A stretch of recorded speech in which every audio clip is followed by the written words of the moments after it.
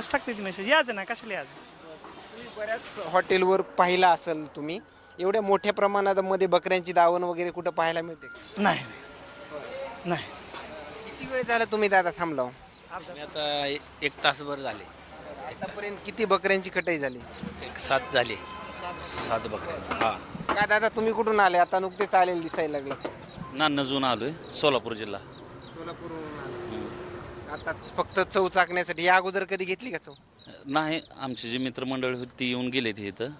चव चांगली आहे म्हणून सांगितल्यावर इथं आम्ही आलो.